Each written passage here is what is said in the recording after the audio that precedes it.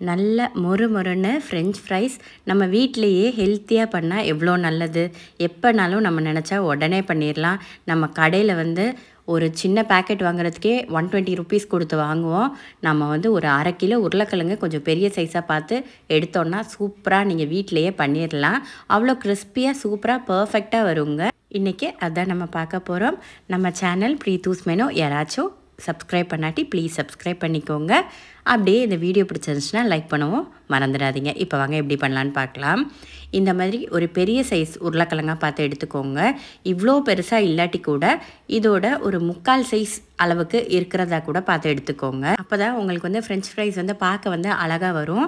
அதுக்காக தான் இப்போ இதுக்கு மேலே இருக்கிற தோல் எல்லாத்தையுமே நம்ம இந்த மாதிரி சீவி எடுத்துக்கலாம். க்ளீன் பண்ணி எடுத்துக்கோங்க. நான் ஒரு தடவை லைட்டாக கழுவி எடுத்துக்கிட்டேன்.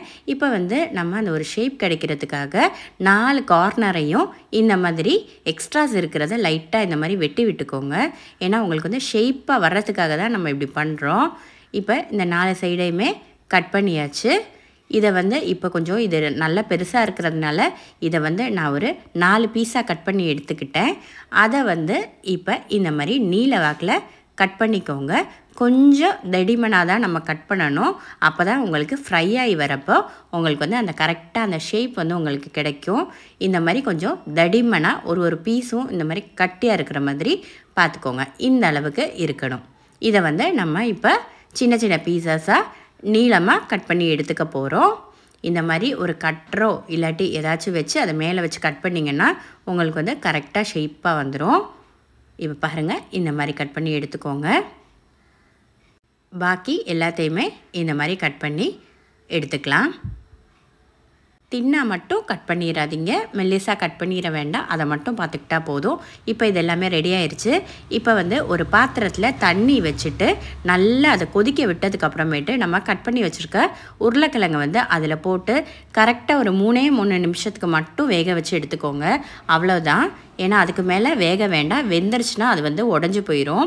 உங்கள் உருளைக்கிழங்கு சில உருளைக்கிழங்கு டக்குன்னு வெந்துடும், சிலது கொஞ்சம் வேக லேட் ஆகும். இப்போ இதுக்கு தேவையான அளவு உப்பு சேர்த்துக்கலாம். உப்போடு சேர்த்தே வெந்து வரட்டும். அப்போ தான் உங்களுக்கு அந்த உருளைக்கிழங்குக்குள்ளே அந்த ஃப்ரைஸ்க்குள்ளே உங்களுக்கு உப்பு இறங்கும். இப்போ கரெக்டாக ஒரு 3 நிமிஷத்துக்கு வேக வச்சு எடுத்துக்கலாம். இப்போ நம்ம இதை அப்படியே எடுத்து ஃப்ரிட்ஜுக்குள்ளே கொஞ்சம் தண்ணி எடுத்து நீங்கள் நல்லா கூல் பண்ணி எடுத்துக்கோங்க. அதில் நம்ம இந்த இதை அப்படியே எடுத்து அந்த சூடோடையே எடுத்து நம்ம அப்படியே டைரெக்டாக அந்த சில்லான தண்ணிக்குள்ளே நம்ம இதை போட்டு வைக்கணும். அப்போ உங்களுக்கு பார்த்திங்கன்னா இந்த உருளைக்கிழங்கு இருக்கிற ஸ்டார்ச் எல்லாமே உங்களுக்கு போயிடும். ஸ்டார்ச் போனால் தான் உங்களுக்கு அந்த ஃப்ரெஞ்ச் ஃப்ரைஸ் கரெக்டாக உங்களுக்கு பர்ஃபெக்டாக வரும். அப்படியே ஒரு 2 நிமிஷம் மட்டும் இந்த நல்ல சில்லான தண்ணியில் உள்ளே போட்டு வச்சுட்டு இதை அப்படியே நம்ம எடுத்துக்கலாம். இந்த மாதிரி ஜல்லடை இருக்கும்ல, ஜல்லடை உள்ள பாத்திரம் மாதிரி இருந்தால் அதை எடுத்துக்கோங்க. அதுக்கு அடியில் ஒரு பிளேட்டோ ஏதாச்சும் ஒன்று வச்சுக்கோங்க. தண்ணி கீழே விழுகிறதுக்காக. இதில் நம்மளுக்கு தண்ணி இருக்கும்ல, அது எல்லாமே நல்லா ட்ரெயின் ஆகி வரணும்.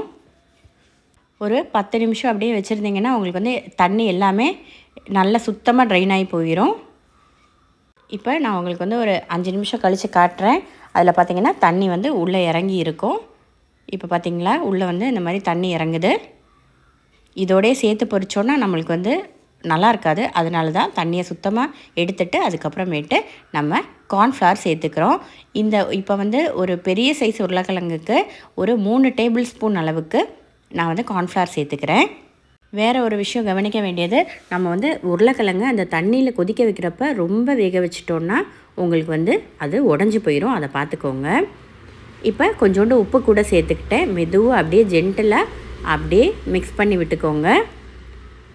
டைட்டாக பண்ணிங்கன்னா உங்களுக்கு அது உடஞ்சி போயிடும். அப்படியே நல்லா எடுத்து குலுக்கி விட்டிங்கன்னா உங்களுக்கு கரெக்டாக வரும். இப்போ ரெடி ஆயிடுச்சு. இதை இப்போ நம்ம சன்ஃப்ளவர் ஆயிலில் தான் இதை பொரிச்சா தான் நல்லாயிருக்கும். வேறு எந்த எண்ணெயும் ஊற்றிடாதீங்க. டேஸ்ட் மாறிடும். சன்ஃப்ளவருக்கு வேறு எந்த டேஸ்ட் கிடையாது. அதனால தான் இதில் பொரிச்சா தான் நல்லாயிருக்கும். இப்போ எண்ணெய் நல்லா சூடானதுக்கப்புறமேட்டு மட்டும்தான் நம்ம இந்த உருளைக்கிழங்கு நம்ம எண்ணெயில் போடணும். அதை பார்த்துக்கோங்க. இல்லாட்டி மாவு தனியாக உங்களுக்கு உருளைக்கிழங்கு தனியாக வந்துடும். அதுக்காக தான். இப்போ பாருங்கள், அது இடையில நம்ம கார்ன்ஃப்ளவர் போட்டிருக்கிறதுனால இந்த ஒட்டுறதுக்கு சான்ஸ் இருக்குது. அதை அந்த மாதிரி ஒட்டுற மாதிரி இருந்தால் நீங்கள் லைட்டாக இப்படி அந்த அந்த உடஞ்சி போயிடாமல் பார்த்து அப்படியே அதை மிக்ஸ் பண்ணி விட்டுக்கோங்க. ஃபர்ஸ்ட் டைம் பண்ணுறீங்கன்னா நீங்கள் வந்து கொஞ்சம் கொஞ்சமாக கூட ஃப்ரை பண்ணி எடுத்தால் போதும். இது வந்து கரெக்டாக ஒரு 6 மினிட்ஸ் கிட்ட 6 நிமிஷம் வரை உங்களுக்கு வந்து இது குக்காகி வரணும். இப்போ பார்த்திங்கன்னா இந்த ஒரு பேட்ச் இப்படி எடுத்துக்கலாம். நம்ம இப்போது பாருங்கள் நல்லா வெந்து வந்துருச்சு. இப்போ நல்லாவே கிறிஸ்பியாக தான் இருக்குது. ஆனால் இதை வந்து நம்ம வந்து ஒரு 30 மினிட்ஸ் இதை வந்து ரெஸ்ட் பண்ண வச்சுட்டு அதுக்கப்புறமேட்டு திரும்பி ஒரு தடவை நம்ம வந்து இதை வந்து ஃப்ரை பண்ணி எடுக்கணும். அப்படின்னா தான் உங்களுக்கு வந்து உள்ளே வந்து அந்த கரெக்டாக அந்த கிறிஸ்பினஸ் வந்து உங்களுக்கு கரெக்டாக கிடைக்கும். இப்போ நான் அரை மணி நேரத்துக்கு அப்புறம் நம்ம பொரிச்சு வச்சுருந்த ஃப்ரெஞ்ச் ஃப்ரைஸை இன்னொரு தடவை எண்ணெயை நல்லா சூடு பண்ணிவிட்டு லைட்டாக இன்னொரு தடவை ஒரு 3 நிமிஷத்துக்கு மட்டும் நம்ம வந்து ஃப்ரை பண்ணி எடுத்துக்கலாம். இந்த மாதிரி பண்ணுறப்ப என்னென்னா உங்களுக்கு வந்து நீங்கள் வந்து கடையிலேருந்து வாங்குகிற ஃப்ரெஞ்ச் ஃப்ரைஸ் எந்த மாதிரி உங்களுக்கு அப்படியே நல்லா கிறிஸ்பியாக உங்களுக்கு வருமோ அதே மாதிரியே கண்டிப்பாக பர்ஃபெக்டாக இந்த மாதிரி டபுள் ஃப்ரை பண்ணி எடுக்கிறப்ப வந்து உங்களுக்கு கண்டிப்பாக ஃப்ரெஞ்ச் ஃப்ரைஸ் வரும். குழந்தைங்களுக்கு ரொம்ப பிடிக்கும். நம்ம வந்து கடையிலேருந்து வாங்கி கொடுக்குறத விட தாராளமாக வீட்டிலேயே பண்ணலாம். சூப்பராகவே இருக்கும். இதுக்கு வந்து உங்களுக்கு வேறு எதுவுமே தேவை கிடையாது. நம்ம சும்மாவே இதை சாப்பிட்டுட்டு அப்படியே டக்குன்னு முடிச்சிடலாம். இல்லாட்டி டொமேட்டோ சாஸோ இல்லாட்டி உங்களுக்கு மயோனைஸ் பிடிக்கும்னா வீட்டிலேயே ஹெல்த்தியாக மயோனைஸ் பண்ணி கூட நீங்கள் சாப்பிட்லாம். கண்டிப்பாக ட்ரை பண்ணி பாருங்கள். நம்ம கடையிலேருந்து வாங்குகிற அதே மாதிரியே நல்லா மொறுன்னு கிறிஸ்பியாக அவ்வளோ டேஸ்ட்டாக சூப்பராக வரும். அவ்வளோதான். இப்போ வந்து ஒரு 3 நிமிஷத்துக்கிட்ட ஆயிடுச்சு. நம்ம வந்து இப்போ இதை எடுத்துடலாம். நம்ம இதை எடுத்துகிட்டு உடனே சர்வ் பண்ணி சாப்பிட்ருங்க. அப்போ தான் நல்லாயிருக்கும் எப்பயுமே. அவ்வளோதாங்க, முடிஞ்சிருச்சு. இப்போ பார்த்திங்கனாலே தெரியும் எந்த அளவுக்கு நல்ல மொறுன்னு கிறிஸ்பியாக வந்திருக்குன்னு. இனிமேல் ஃப்ரெஞ்ச் ஃப்ரைஸ் வேணும்னா இந்த மாதிரி வீட்டில் பண்ணி பாருங்கள். கண்டிப்பாக எல்லாருக்குமே ரொம்ப பிடிக்கும். அவ்வளோ டேஸ்ட்டாக இருக்கும், சூப்பராக இருக்கும். சர்வ் பண்ணிவிட்டு உடனே சாப்பிட்ருங்க. அப்போ தான் உங்களுக்கு அந்த கிறிஸ்பினஸ் அப்படியே இருக்கும். இதே மெத்தடில் பண்ணுங்கள். அப்போ தான் உங்களுக்கு கிறிஸ்பியாக கிடைக்கும். அந்த 3 ஸ்டெப்பையுமே ஃபாலோ பண்ண வந்து மறந்துடாதீங்க.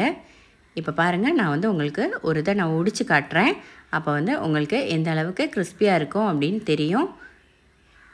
பார்த்திங்களா, நல்லா ஸ்டிஃபாக தான் இருக்குது, நல்லா மொறுன்னு தான் இருக்குது. அவ்வளோதாங்க, நம்ம சூப்பரான டேஸ்டியான ஃப்ரெஞ்ச் ஃப்ரைஸ் ரெடி ஆயிடுச்சு. எல்லாருமே கண்டிப்பாக ட்ரை பண்ணி பாருங்கள். அவ்வளோ கிறிஸ்பியாக டேஸ்டியாக வரும். கண்டிப்பாக லைக் பண்ணவும் நம்ம சேனலை சப்ஸ்கிரைப் பண்ணவும் மறந்துடாதீங்க. ஹெல்த்தியாக சாப்பிடுங்க, சந்தோஷமாக இருங்க. பாய்.